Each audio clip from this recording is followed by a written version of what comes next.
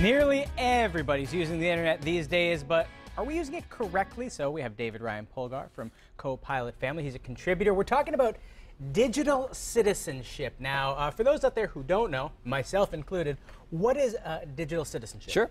A digital citizen is somebody who not only uses technology, but uses it in an effective and responsible manner.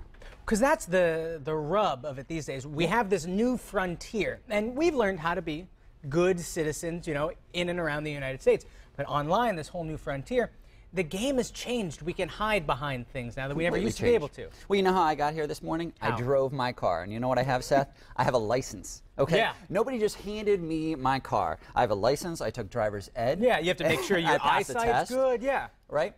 So nobody just gave me the car and said, good luck. But we do that with our technology. We just hand somebody a smartphone. we tell them to go online, and then we get shocked. We're absolutely shocked when they get in this proverbial crash. Instead of teaching proper digital citizenship, maybe we need like the driver's ed course. Well, my wife could purely argue that I need a driver's ed course right now. But really, the same thing goes with our technology. We need constant refresher courses because it constantly changes. What is new today is outdated tomorrow. We need to really be tapped into what's going on. So a digital citizen is somebody who is informed, is engaged and conscious to those around them. Similar to how you took a civics class in high school, Seth. Yeah.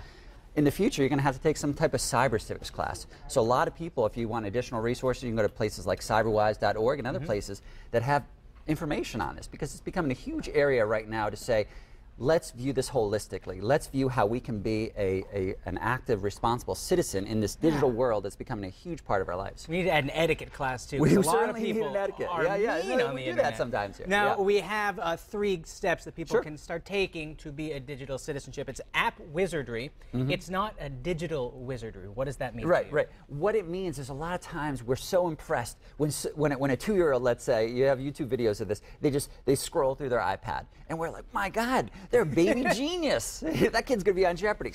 But you know what? Our technology is very intuitive nowadays. App wizardry is not digital literacy. And what we mean by that is that you need to understand the technology behind it, not just be able to use it, right? That's the wizardry, but to actually understand what goes behind that. So you want to have a diversity of the technology you understand. For example, I talk to a lot of people in high school, and they're all about certain apps.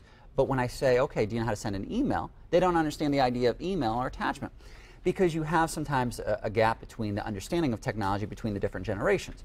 But a digital citizen is somebody who has that diversity of understanding, because a millennial needs to get a job from a baby boomer. So when that baby boomer says, send me an attachment, they need to understand what that means. It's a great point. And the same issue with the etiquette, sending an email, they need to understand that's going to be different than sending a text. You don't want to say, yo, boss, what's up, right? Yeah. Wait until you're hired. Don't LOL Right, your boss. yeah, exactly, yeah.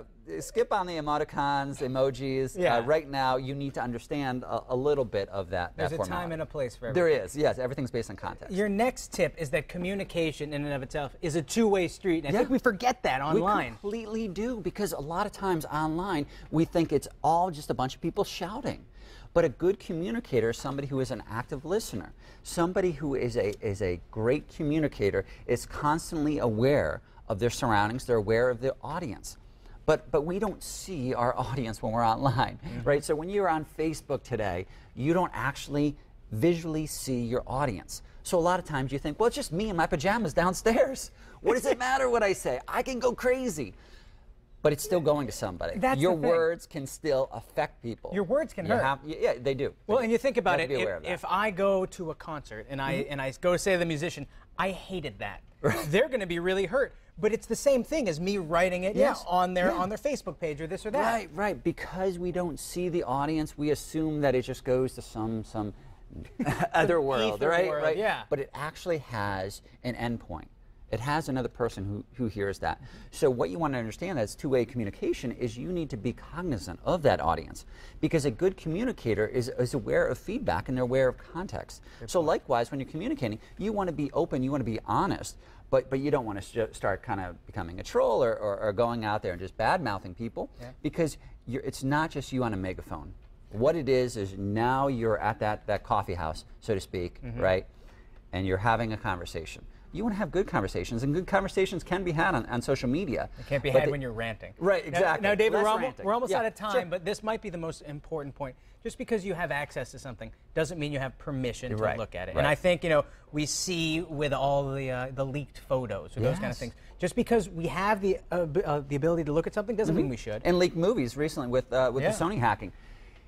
Everything that's online, even if you can right-click it, even if you can download it, you want to start thinking, is it ethically right to do? For example, if you saw a necklace on this table right here, even though it was unguarded, even though you didn't see its owner, you wouldn't think, I can just take that. Yeah, but when it's online and it's a picture, you just think say, you can I'm going to grab it. You think, David, oh my God, all the pictures and the music are for free, but they're not. They're not for free. It's a pleasure chatting with you Same today. here. Thank you so Thanks, much. Seth. If you want more information, all you need to do is go to mymassappeal.com. And coming up on the show,